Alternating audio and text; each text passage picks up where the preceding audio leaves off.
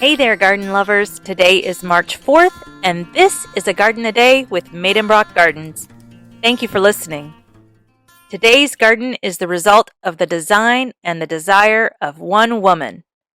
Well, one woman and eventually an entire university department of landscape architecture, but mostly one woman. Today we are exploring Garvan Woodland Gardens in Hot Springs, Arkansas.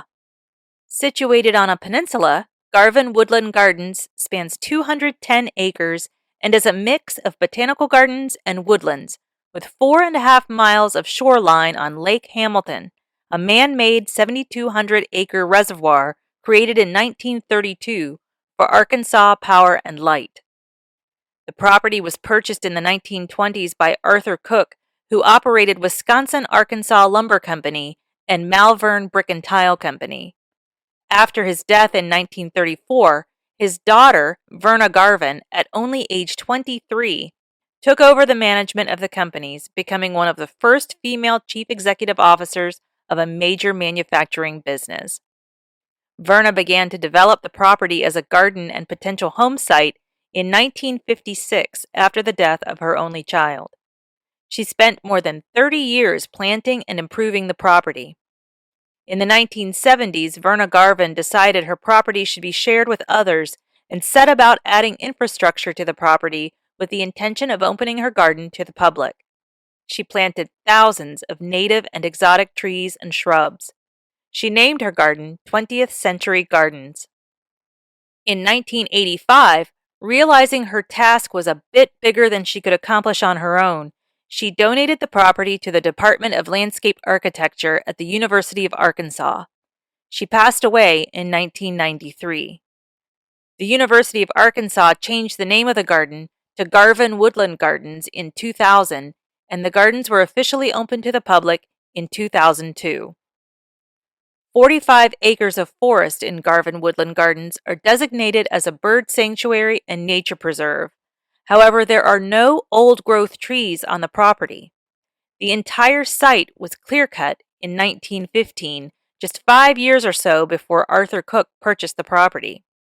What visitors see today are carefully chosen trees, some planted and some that came up naturally through the decades as the garden was planted. More than 70 species of birds have been documented in the preserve. As a woodland garden, individual gardens are dotted about amid and amongst the trees. The gardens feature more than 128 species of shrubs and wildflowers, both native and introduced. Hiking trails allow visitors to get up close and personal with the many beautiful blooms. There are 160 different azaleas, and before the azaleas bloom, there are more than 150,000 tulips. 4 acres are dedicated to a Japanese garden, with a 12-foot waterfall and more than 300 types of Asian plants and 60 Japanese maples. And yes, a koi pond. Several interesting structures are located on the property too. Anthony Chapel, often used for weddings, but also open for a spot of quiet contemplation, looks as if trees lean together to create a canopy in the woods. With 57-foot-tall windows, the beauty of the woods surrounding the chapel is evident. An iron footbridge is designed to look as if trees and twigs were pulled from the forest and woven together to build the bridge. From afar, it's difficult to tell the difference between tree branch and iron post.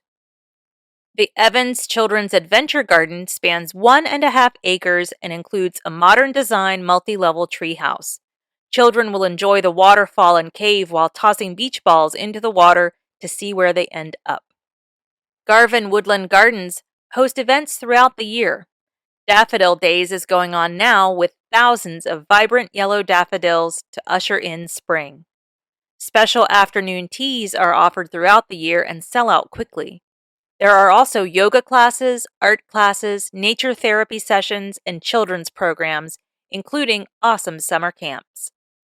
In winter, the garden lights up with their annual holiday lights display featuring 5 million lights over 18 acres. With all that hiking and naturing, when it's time for refreshments, visitors can grab a bite to eat at the Chipmunk Cafe, a nice spot for burgers and cheesesteaks. And while dining al fresco, visitors will enjoy watching the model train display next to the cafe zip along the tracks. The garden is open almost daily from 9 to 5. They're closed on Thanksgiving Day, Christmas Day, and the entire month of January. Well, that's about it for today. There is always more to see than what I include in each episode. I hope you'll take the time to visit as many of these gardens as you can, and I do hope you've enjoyed this episode. Join me here tomorrow to find out where we're going next. As a reminder, I release a new episode every single day. You can find past episodes anywhere you listen to podcasts, or you can find them at our website, agardenaday.com. Thanks for listening. If all goes well, I'll be right back here tomorrow. See you then.